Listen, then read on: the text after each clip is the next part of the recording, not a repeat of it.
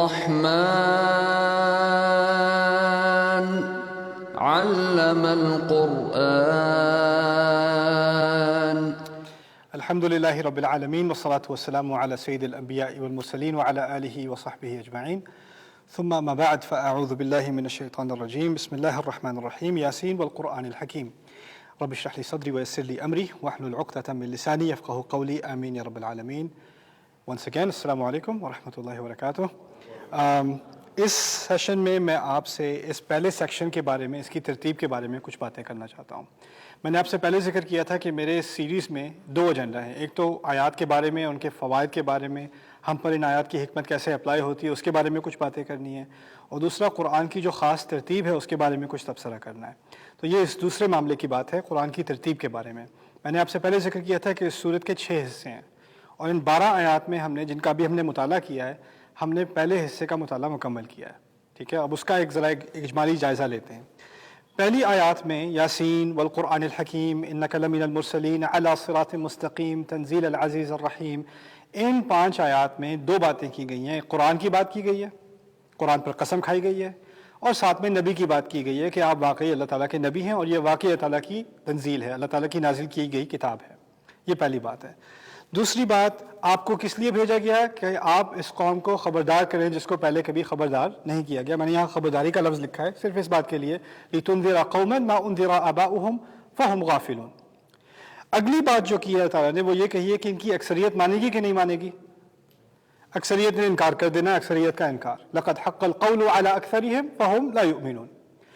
اس کے بعد اللہ تعالیٰ نے انکار کی وجہ کیا بتائی ہے؟ آگے دیوار، پیچھے دیوار، یہاں پر گلے میں توق لگا ہوا، ہدایت کے تمام راستے بند. وَجَعَلْنَا مِن بَيْنِ أَيْدِيهِمْ سَدًّا وَمِن خَلْفِهِمْ سَدًّا فَأَغْشَيْنَاهُمْ فَهُمْ لَا يُبْصِرُونَ.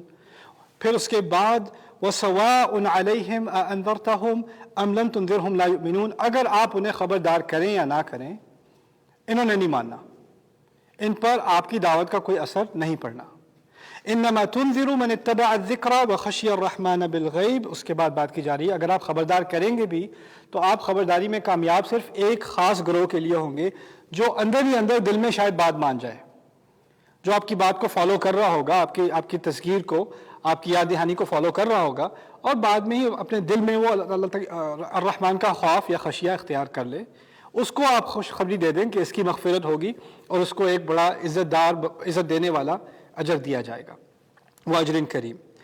آخری بات کی ہے انا نحن نحیی الموتى ونکتب ما قدموا وآثارهم وكل شيء احصیناه في امام مبین. ہم ہی نے دوبارہ زندہ کرنا ہے اور ہم ہی نے ان کی تمام کرتوت کو ایک خاص واضح کتاب میں جمع کر دیا ہے. جن چیزوں کو انہوں نے آگے بھیجا ہے، جو اعمال کیے ہیں، اور جو پیچھے بھیجی ہے، جو آثار یعنی جو رومنز پیچھے بھیجے ہیں، جو آثار پیچھے بھیجے ہیں، ان تمام کو ہم نے ریکارڈ کر لیا ہے. یہ ایک بات کا خلاصہ ہے. لیکن اب اس بات کی ترتیب پر ذرا غور کرتے ہیں. اس کو سمجھنے سے ایک مزید بات میں پہلے کر دوں. قرآن میں 2 طرح کی کتابوں کا بار بار ذکر ہے. پھر سے کہتا ہوں، 2 طرح کی کتابوں کا بار بار ذکر ہے. ایک وہ کتاب جو نازل ہوتی ہے، دوسری وہ کتاب جو آپ کا اعمال نامہ ہے جس میں بار بار چیزیں لکھی جا رہی ہیں. ان دونوں کا آپس میں ایک تقابل ہے. یہ ایک کتاب آپ کو ابھی دی جا رہی ہے. اس کتاب کے ساتھ آپ کا رد عمل کیا ہے، آپ کا اس کے ساتھ کیا ریاکشن ہے، اس کے ساتھ آپ کا کیا تعلق ہے، اس کی بنیاد پر دوسری کتاب لکھی جائے گی. ابھی اس کتاب کی اہمیت مان لو تاکہ وہ کتاب ٹھیک طریقے سے کھلے آخری دن. سمجھ رہے ہیں بات؟ اسی لیے کئی مقامات پر قرآن میں یا پہلے اعمال کی کتاب اور پھر وحی کی کتاب، یا پہلے وحی کی کتاب اور پھر اعمال کی کتاب کا ذکر ہے. اس بات کو سامنے رکھتے ہوئے اگر آپ اندازہ کریں، یہاں پر بات شروع ہوئی ہے اللہ کی کتاب سے، رائٹ؟ اور بات ختم کہاں ہوئی ہے؟ ہماری کتاب سے. کتاب سے بات شروع ہوئی ہے، کتاب سے بات ختم ہوئی ہے. کتاب کے ساتھ ایک انسان کا ذکر ہے، رسول کا. یہاں پر کتاب کے ساتھ تمہارا ذکر ہے، ہم اور ہماری کتاب، نبی اور اس کی کتاب. یہاں سے بات شروع اور ختم ہوتی ہے. دوسری بات کہی تھی عربی میں ہے لِتُنذِرَ قَوْمًا مَا أُنذِرَ آبَاؤُهُمْ، تاکہ آپ خبردار کریں اس قوم کو جس کو پہلے کبھی خبردار نہیں کیا گیا. وہ لوگ غافل ہیں. انما تنذر من اتبع الذکر وخشی الرحمن بالغیب. آپ خبردار صرف اسی کو کر سکیں گے جو آپ کی بات سن کر اندر ہی اندر خدا کا خوف اختیار کر لے. خبرداری کی بات دوسری بات تھی، اور سیکنڈ لاسٹ بات بھی خبرداری کی ہے. تیسری بات کہی لقد حق القول على اکثرهم فهم، آخری الفاظ ہے فهم لا یؤمنون. اکثریت پر بات واضح ہو چکی ہے، اس کے باوجود وہ کیا کریں گے؟ لا یؤمنون کے الفاظ ہیں، ایمان نہیں لائیں گے. الفاظ یاد رکھنا، لا یؤمنون. یہاں پر کہا ہے وَسَوَاءٌ عَلَيْهِمْ أَأَنذَرْتَهُمْ أَمْ لَمْ تُنذِرْهُمْ لَا يُؤْمِنُونَ. لا یؤمنون یہاں ہے اور لا یؤمنون یہاں ہے. درمیان میں بات کی ہے کہ آگے سے دیوار بند، پیچھے سے دیوار بند، اوپر سے بند اور طوق. یہ قرآن کا ایک سٹائل ہے. بات جہاں شروع ہوتی ہے اس کے بالمقابل کوئی بات ختم ہوتی ہے، دوسری بات اور پیچھے سے دوسری بات، تیسری بات اور پیچھے سے تیسری بات، اور پھر درمیان میں کوئی بات. It's a symmetry. اور یہ اسلوب آپ اندازہ کریں، اگر آپ کوئی پیراگراف لکھتے ہیں، ٹھیک ہے، آپ کو اس بات کا احساس رہتا ہے کہ میں نے پہلی، دوسری، تیسری، چوتھی، پانچویں، چھٹی، ساتویں بات کیا کی تھی، اور پہلی کا ساتویں کے ساتھ، دوسری کا چھٹی کے ساتھ، تیسری کا پانچویں کے ساتھ، آپ کے دماغ میں یہ بات رہتی ہے. اور اگر رہتی بھی ہو تو آپ کو لکھنا پڑے گا نا. لکھے بغیر کیسے اس بات کا جہاز رکھو گے؟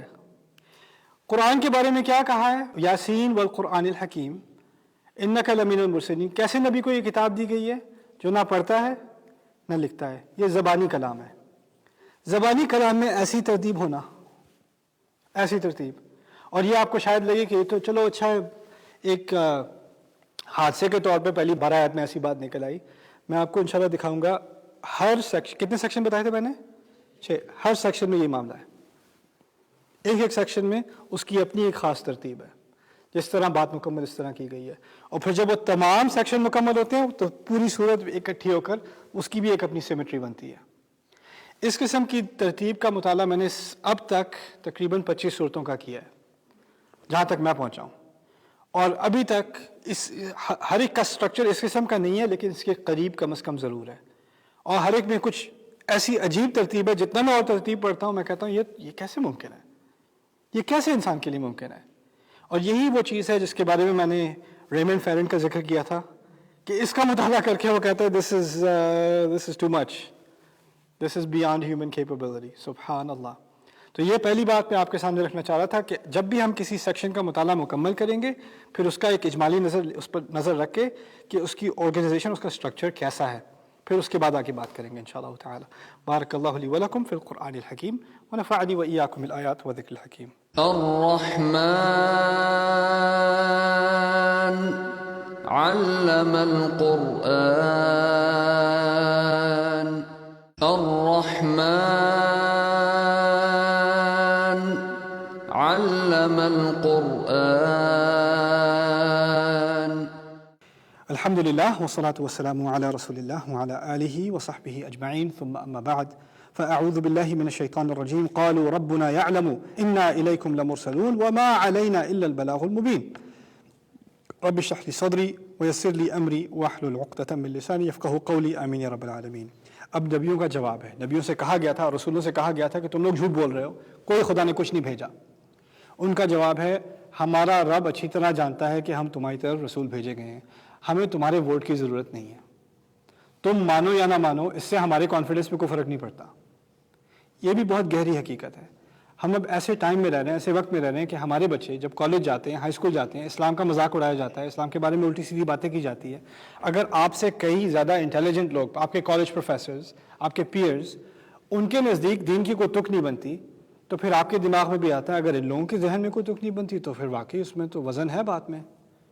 یعنی اگر آپ نے خود بات کو پرکھا نہ بھی ہو، کیونکہ آپ کے دماغ میں، آپ کے دل میں اکثریت کی ایک عزت ہوتی ہے.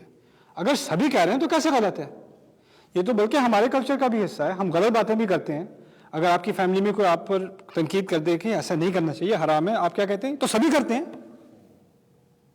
جب کوئی سبھی کر رہے ہو نا تو وہ صحیح ہونی چاہیے بات. اب یہی بات، یہی جو زہر ہے آ کے یہ ہمیں ڈس رہا ہے. کیوں؟ اب ہماری اولاد اسکول میں ہے، اسکول میں تمام مذاہب کو مذاق اڑایا جاتا ہے. اب وہ کہہ رہے ہیں اگر وہ مذہب ہر ایک کے لیے مذاق ہے، اب جو آپ کی مینٹیلٹی تھی وہی مینٹیلٹی اب آپ کے بچوں میں آ رہی ہے، اور پتہ چل رہا ہے کہ کیا ہوتا ہے اس مینٹیلٹی کے ساتھ. یہ ذہنیت خود سے ادعو الی اللہ علی بصیرۃ کے مخالف ہے. یعنی میرا دین اس لیے نہیں ہے کہ میرے والدین مسلمان ہیں. میں مسلمان اس لیے نہیں ہوں کہ میں پاکستان سے تعلق رکھتا ہوں. مجھے مسلمان اس لیے ہونا ہے کہ میں خود آنکھیں کھول کر اس اسلام پر میرا دل ٹھکائے آ کے، میرا دل و دماغ ٹھکیں آ کے. میں مطمئن ہوں کہ یہ سچ ہے. جب تک ایسا نہیں ہوگا تب تک آپ اگلی نسل میں ایسے لوگ پائیں گے جو مسلمان تو صرف نام کے ہیں لیکن ان کو یہ بھی نہیں پتا وہ مسلمان ہیں کیوں. آج میرے نزدیک اسلام کی سب سے اہم تعلیم پتہ کیا ہے؟ کہ تم مسلمان کیوں ہو. اسلام کیا ہے وہ بات کی بات ہے. نماز کیسے پڑھتے ہیں، روزہ کیسے رکھتے ہیں، وضو کیسے کرتے ہیں، قرآن کیسے پڑھتے ہیں، یہ سب بات کی بات ہے. یہ دینی تعلیم نہیں ہے. اصل دینی تعلیم کیا ہے؟ تم مسلمان ہو کیوں. اس بات کا صحیح جواب اگر دل میں ٹھک جائے، دل و دماغ میں ٹھک جائے، پھر نماز سیکھنا، روزہ سیکھنا اس کو بچے کو کہنے کی ضرورت ہی نہیں پڑے گی. وہ خود ہی سیکھ لے گا، خود ہی سیکھ لے گی، کیونکہ اس کو پتا ہے وہ مسلمان کیوں ہے. ہم نے کیا کیا ہے؟ بچے کو قرآن پڑھنا سکھا دو، وضو سکھا دو، کچھ صورتیں یاد کرا دو، مولوی صاحب کو گھر پہ بلا کے پورا ناظرہ ختم کرا دو، پھر اس کے بعد پارٹی بھی دے دو، بلکہ کچھ دیندار فیملی سے بچے کو حفظ بھی کرا دو. اس کو پھر بھی نہیں پتا ایک سوال کا جواب، آپ مسلمان ہیں کیوں، کس بنیاد پر ہیں. اس لیے تو قرآن کا مطالعہ صرف علم کے حساب سے نہیں، دلیل کے مطابق. یعنی قرآن کو صحیح طرح سمجھنا، اس سے کیا ہوتا ہے؟ انسان کے اندر ایک بات، ایک حقیقت دل کے اندر تک گھس جاتی ہے کہ میں واقعی مسلمان ہوں. اسی بات سے میں یہ نکال رہا ہوں، ربنا یعلم انا الیکم لمرسلون. ہمیں تم لوگوں کی ویلیڈیشن نہیں چاہیے. اللہ تعالیٰ کی طرف سے ہمیں پتہ ہے، ہمارے رب کو پتہ ہے ہم تمہاری طرف بھیجے گئے ہیں، وہاں سے ہمیں دلیل ہے، وہ ہمارے لیے کافی ہے. وما علینا الا البلاغ المبین. اور ہماری ذمہ داری صرف واضح طور پر بات پہنچا دینا ہے. البلاغ المبین، مبین کے معنی سمجھنا اور بلاغ کے معنی سمجھنا بہت ضروری ہے. کہ بلاغ کے معنی عربی میں ہوتے ہیں اندر تک پہنچانا، دل تک پہنچانا. مبین کے معنی ہوتے ہیں واضح اور واضح کرنے والی. یعنی بات صحیح طریقے سے کرنا اور ایسے کرنا کہ سننے والے کے سارے سوالوں کا جواب بھی آ جائے. مبین میں دونوں چیزیں شامل ہیں. ہمارا مقصد ہے آ کے ہم سے پوچھو. نبیوں نے کہا اگر تمہیں کوئی اشکال ہے، کوئی کنفیوژن ہے تو آ کے پوچھ لو. ہماری ذمہ داری یہ ہے کہ ہم تمہارے سوالوں کا جواب دیں. ایک طرح کے سوال ہوتے ہیں جو صرف تنزیہ ہوتے ہیں، جو انکاری ہوتے ہیں. کچھ سوال ہوتے ہیں واقعی مجھے شک ہے، مجھے یہ بات سمجھ نہیں آ رہی، وہ بات سمجھ نہیں آ رہی. ان معاملات میں میرے پاس ہے، میں جواب دوں گا. وما علینا الا البلاغ المبین. اور پھر دوسری بات، تم تک بات پہنچ جائے. مجھے تو تم سے ایسے بات کرنی ہے کہ میں انشور کر لوں. جیسے میں ابھی آپ کے ساتھ بیٹھا ہوا ہوں، ابھی آپ بیٹھے سن رہے ہیں کہ آپ ابھی سو رہے ہیں، ابھی آپ سوشل میڈیا پر ہیں، اپنے فون پر کوئی گیم کھیل رہے ہیں، مجھے کیا پتا. یا آپ روحانی سفر پہ ہیں، ابھی پتہ نہیں کہاں پہنچے ہوئے ہیں. ٹیچر کا مقصد کیا ہوتا ہے؟ وہ صرف لیکچر نہیں دیتا جیسے میں دے رہا ہوں. ٹیچر کا مقصد ہے بات سمجھ میں آئی، اچھا یہ سالو کرو ذرا پرابلم. وہ چیک نہیں کرتا آگے جا کے. اور جب تک اس کو تسلی نہ ہو جائے کہ بات پہنچ گئی ہے، اگلے لیسن تک نہیں جاتا بندہ. یہ رسولوں کا کام ہے، البلاغ المبین. واضح کر دینا اور وضاحت لے لینا کہ بات پہنچ گئی ہے نا. جیسے رسول صلی اللہ علیہ وسلم نے آخری خطبے میں بات پہنچا دی کیا میں نے، آگے سے جواب ملا نا. تو جواب ملا تو اس کا مطلب کنفرم ہو گئی بات. قالوا انا تطیرنا بکم، ہم تم سب کو منحوس سمجھتے ہیں، یعنی تمہاری وجہ سے ہماری قوم پہ تباہی آنی شروع ہو جائے گی. لئن لم تنتهوا لنرجمنکم، اگر تم اس تبلیغ دعوت ان باتوں سے باز نہ آئے تو ہم نے تم لوگوں کو سنسار کر دینا ہے، پتھر مار مار کے ہلاک کر دینا ہے. لنرجمنکم وَلَيَمَسَّنَّكُم مِّنَّا عَذَابٌ أَلِيمٌ. اور اس کے مزید نہ صرف ہمیں تمہیں پتھر ماریں گے، ہم اس کے مزید ہماری طرف سے تمہیں کوئی تکلیف دینے والا عذاب بھی آئے گا، ہم ٹارچر بھی کریں گے تم لوگوں کو. وَلَيَمَسَّنَّكُم مِّنَّا عَذَابٌ أَلِيمٌ. اب بات کیا سامنے آ رہی ہے؟ انبیاء ایسی بات کرتے ہیں جو لوگوں کو سننا گوارا نہیں ہوتی. جس سے انبیاء سے نرم شخصیت کس کی ہوگی؟ انبیاء سے زیادہ رحمت کون کرے گا؟ رسولوں سے زیادہ رحمت کون کرے گا؟ اس تمام رحمت اور اس تمام شفقت کے باوجود کیا کچھ کرنے کو تیار نہیں ہوتے ان کے خلاف. کیا جرم کیا انہوں نے؟ بات ہی تو کی ہے نا. کچھ باتیں ہی ایسی ہیں جس سے زیادہ ہائی کرائم نہیں ہے کسی سوسائٹی میں. دیکھیے ہمارے نبی علیہ الصلوۃ والسلام، انہوں نے کچھ باتیں ایسی کی جو ایک خاص طبقے کو بہت آفینسو، بہت بری لگی. وَيْلٌ لِّلْمُطَفِّفِينَ الَّذِينَ إِذَا اكْتَالُوا عَلَى النَّاسِ يَسْتَوْفُونَ. ایسے لوگ جو بزنس میں اپنے کسٹمر کو تھوڑا سا چیٹ کرتے ہیں. مطفف تھوڑا سا چیٹ کرتا ہے، 1 کلو چاول دینے تھے 0.95 دے دیے. تھوڑے سے اس کو پتہ نہیں چلا, وہ ایک ہوتا ہے نا وہ کیا مارجن آف ایئر, تھوڑی بہت وہ اپنے فیور میں رکھتا ہے, تھوڑا سا کچھ بچت ہو جائے. یہ ہے متفف. یہ کون کرتے ہیں؟ بزنس پیپل کرتے ہیں, بزنس لوگ ہی کرتے ہیں نا. آج ماڈرن ڈے اینڈ ایج میں کوئی کانٹریکٹ ہوگا, کوئی سروس کانٹریکٹ ہوگا, کسی نے آپ سے ڈیولپمنٹ کرانی ہے, کوئی فائنینشیل اکاؤنٹنگ کروانی ہے, وہ آورلی آپ کو پے کر رہے ہیں, 3 گھنٹے میں کام مکمل ہو گیا, 6 مہینے کا کانٹریکٹ ہے, پیسے آپ لے رہے ہیں کہ ابھی نہیں ہوا, ابھی نہیں ہوا. سارے کانٹریکٹرز بیٹھے ہوئے آرام سے, پیسے نکل رہے ہیں. دیٹس تطفیف.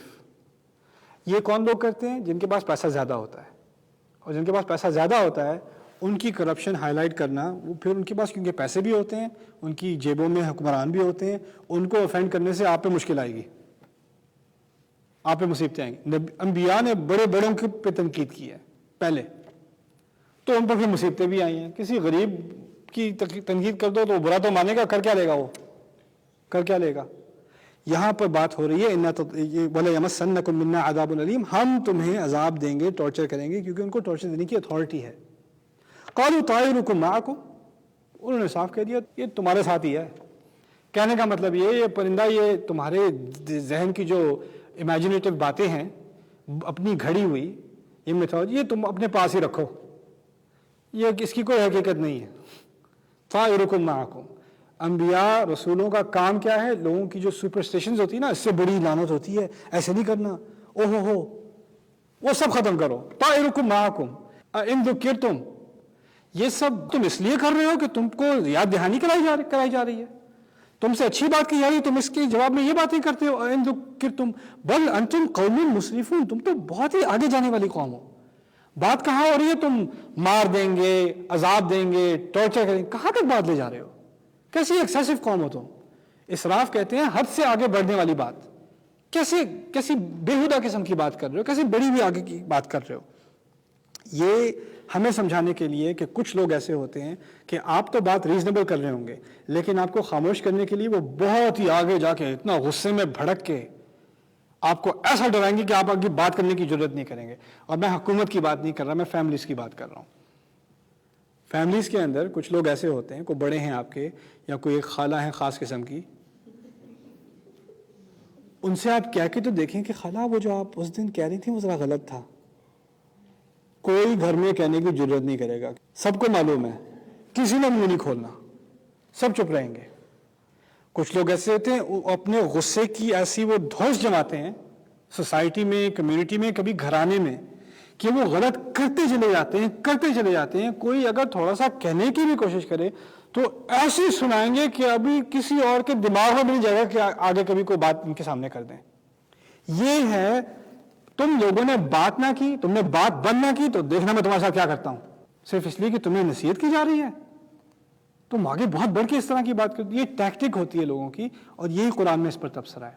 ایسے لوگوں سے ڈرنا نہیں چاہیے, ان سے پھر بھی صاف دل سے, صاف دماغ سے, تحمل سے بات کرنی چاہیے. بارک اللہ لی ولکم فی القرآن الحکیم ونفعنی وإیاکم والآیات والذکر الحکیم.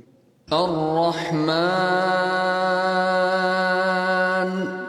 علم القرآن. الرحمن علم القرآن. اعوذ باللہ من الشیطان الرجیم. وجاء من أقصى المدينة رجل يسعى قال يا قوم اتبعوا المرسلين اتبعوا من لا يسألكم أجرا وهم مهتدون. رب اشرح لي صدري ويسر لي أمري واحلل عقدة من لساني يفقهوا قولي. فالحمد لله والصلاة والسلام على رسول الله وعلى آله وصحبه أجمعين. ثم ما بعد. Once again, السلام عليكم ورحمة الله وبركاته. وجاء من اقصى المدینة رجل یسعی, مدینے کے یعنی شہر کے بعید ترین کونے سے ایک آدمی بھاگتا ہوا آیا. ایک آدمی جس کا نام بھی ذکر نہیں ہے قرآن میں. 3 انبیاء کی بات ہو چکی ہے نا, 3 رسول ہیں بات کر رہے ہیں. اب ایک آدمی ہے جو کسی کونے سے بھاگتا ہوا آیا. شروع میں بات کی تھی کہ یہ گاؤں تھا, اصحاب القریہ. اب شہر کی بات ہو رہی ہے. یہ رسول گاؤں میں تھے اور دور دور تک ان کی بات پہنچ گئی, اور کسی دور کے کونے میں کسی تک پہنچی اور اس کے دل میں یہ بات اتر گئی. جس قوم پر یہ آئے تھے وہ لوگ سننے کو تیار نہیں، اور کسی دوسرے شہر میں کسی بعید کونے میں کسی تک تھوڑی سی بھی بات پہنچی اور اللہ نے اس کا دل بدل دیا، وہ بھاگتا ہوا آ گیا وہاں سے. وَجَاءَ مِنْ أَقْصَى الْمَدِينَةِ رَجُلٌ يَسْعَىٰ.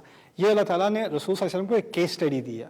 اب ایسی قوم کی مثال دی ہے جس میں کوئی ماننے کوئی تیار نہیں ہے، دور سے ایک آیا ہے مان کے، وہاں سے بھاگتا ہوا آیا ہے، اور اس کے بھاگنے کو کم من مغمور فی الارض مشہور فی السماء، امام راضی نے اس کے بارے میں کہا تھا، کتنے لوگ ہیں جو دنیا میں کوئی نہیں جانتا اور آسمان میں بڑے مشہور ہیں.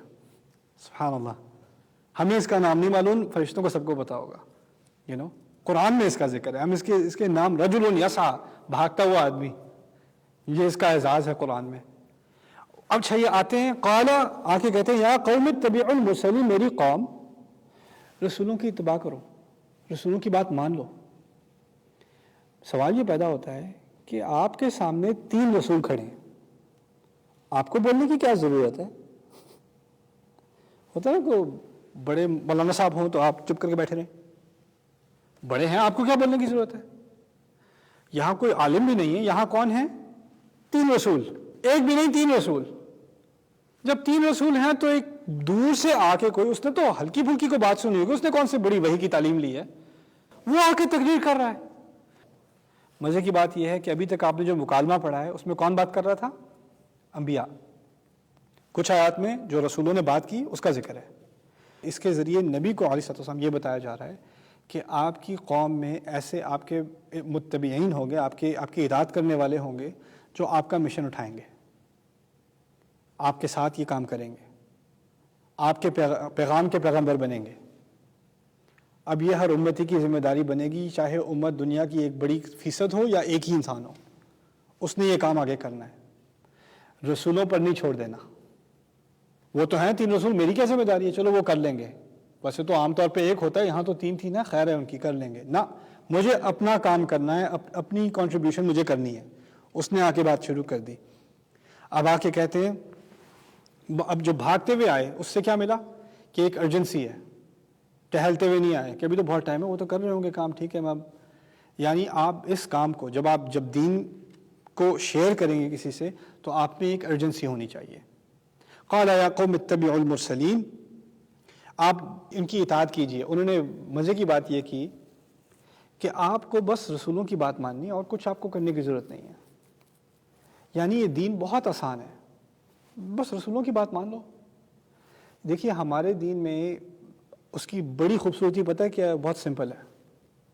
کتنے رسول آئے، کتنی مختلف خطوں میں زمین کے آئے، کتنے مختلف ادوار میں آئے، اور جب آپ ان کا غور سے مطالعہ کریں تو کیا وہ مختلف باتیں کر رہے ہیں یا ایک ہی بات کر رہے ہیں؟ ایک ہی بات کر رہے ہیں. اور وہ بات بھی کوئی اتنی پیچیدہ نہیں ہے، کوئی ایسی کمپلیکیٹڈ سی بات نہیں، بہت سیدھی صاف بات ہے. یہ کرو، یہ نہ کرو.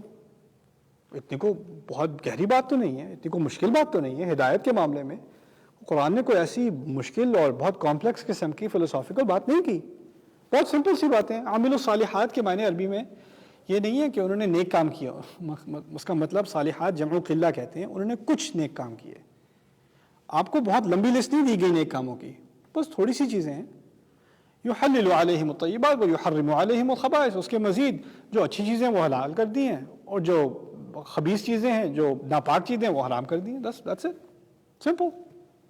ہم نے کیا کیا ہے دین میں؟ ہمیں کمپلیکیشنز کی ایک ایڈکشن ہے. ہم نے اسلام کو بھی کمپلیکیٹڈ بنا دیا ہے، بہت کمپلیکیٹڈ، بہت ہی پیچیدہ، کوئی پیچیدہ بات ہی نہیں. پھر علم الکلام کے مسئلے میں بڑھ جاتے ہیں، عقیدے کے مسئلے میں بڑھ جاتے ہیں. کون سے نبی نے ایسی بات کی ہے؟ آپ کے عقیدے میں اور ابراہیم علیہ السلام کے عقیدے میں کیا فرق ہونا چاہیے؟ کچھ بھی نہیں. ہمارا عقیدہ ابراہیم علیہ السلام کا عقیدہ ہے. خدا کے بارے میں جو معلومات انبیاء نے بتا دی، اس سے مزید آپ کو کیا چیڑ ہے پتہ کرنے کی؟ اس مزید غیبیات میں گھسنے کی کیا شوق ہے آپ کو؟ اسی کو کہتے ہیں وَمَا يَعْلَمُ تَأْوِيلَهُ إِلَّا اللَّهُ. کچھ چیزیں ہوتی ہیں جن کے دلوں میں ٹیڑھ ہوتا ہے نا، وہ انہی چیزوں کے پیچھے پڑتے ہیں جن کے بارے میں نبیوں نے بات نہیں کی، اسی کا پیچھے لگا رہنا ہے. اور اللہ تعالیٰ کہہ رہتا ہے ان چیزوں کی انٹرپریٹیشن، ان چیزوں کی تاویل سوائے خدا کے کسی کو نہیں معلوم.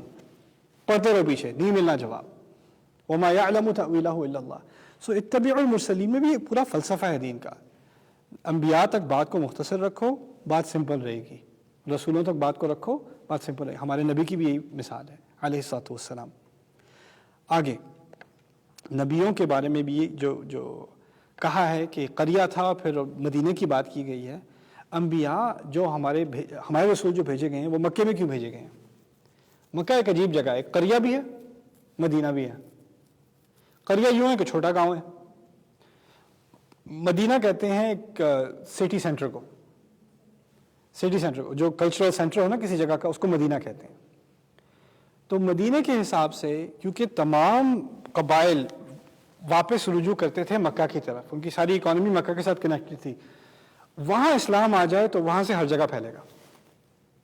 وہاں بھی اللہ تعالیٰ نے اپنی انبیاء کی ایک سنت بیان کر دی کہ ہمیں اگر اسلام کی سروس کرنی ہے تو ہمیں گاؤں سے نکل کے، ہمیں چھوٹے ٹاؤن سے نکل کے، جہاں پر جو ابراہیم علیہ السلام جب دعوت دیتے ہیں تو جہاں شرک کا اڈا تھا نا وہاں سے دعوت دی ہے. مکہ شرک کا اڈا بن چکا تھا، وہاں سے دعوت شروع ہوئی ہے نبی کی علیہ الصلوۃ والسلام. ہمارا کام صرف یہ، ہماری ذہنیت اب یہ بن گئی ہے کہ ہمیں ایک اسلامی ماحول میں ہونا چاہیے، ہمیں ایک سیف ماحول میں ہونا چاہیے. آپ مجھے بتائیں کون سے انبیاء تھے جو اسلامی ماحول میں تھے؟ کون سے رسول تھے جو اسلامی ماحول میں تھے؟